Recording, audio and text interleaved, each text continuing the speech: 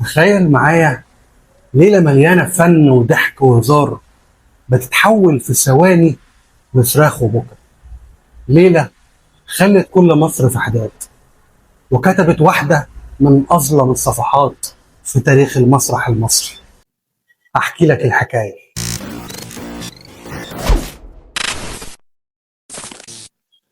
الليلة كانت يوم الاثنين 5 سبتمبر 2005. المكان قصر ثقافة بني سويف. المهرجان القومي للمسرح التجريبي كان في أجمل حالاته، وكل العروض ماشية وسط جو من الحماس والإبداع.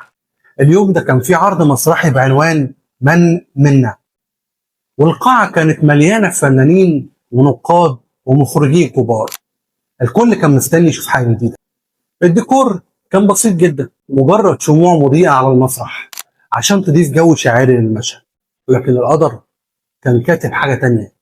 في نص العرض واحدة من الشموع وقعت على ستارة المسرح، اللي طبعا مصنوعة من خامات قابلة للاشتعال. النار بدأت صغيرة، لكن في ثواني بقى في نار بتاكل المكان، والدخان الأسود بدأ يملى القاعة كلها.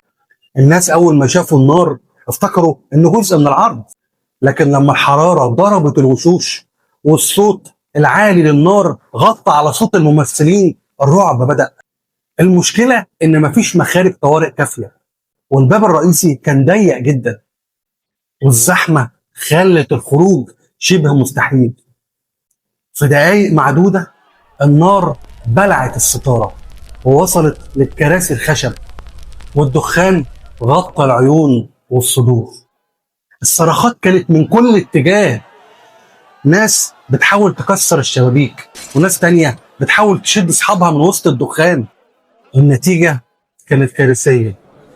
أكتر من 46 فنان ومثقف راحوا ضحية الحريق. كان من بينهم أسماء كبيرة وفنانين ونقاد كبار.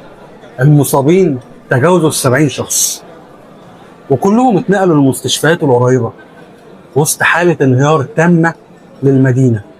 الحادثة دي هزت الوسط الفني كله، واتعملت وقتها وقفات احتجاجية كبيرة، وتوجهت أصابع الاتهام للإهمال وعدم الالتزام بمعايير السلام. من بعد اليوم ده اتغيرت قوانين الأمان في المسارح المصرية تماما، واتمنع استخدام أي مواد قابلة للاشتعال في الديكور من غير تجهيزات الأمان. وتحول اليوم ده ليوم المسرح المصري. الليلة دي كانت المفروض تبقى ليلة ضحك وفن، لكنها بقت ذكرى موجعة محفورة في قلوب كل اللي حبوا المسرح. ويمكن المسرح علمنا ان الضحك والبكا بيجوا من نفس المكان، لكن في بني سويف البكا كان اقوى بكتير.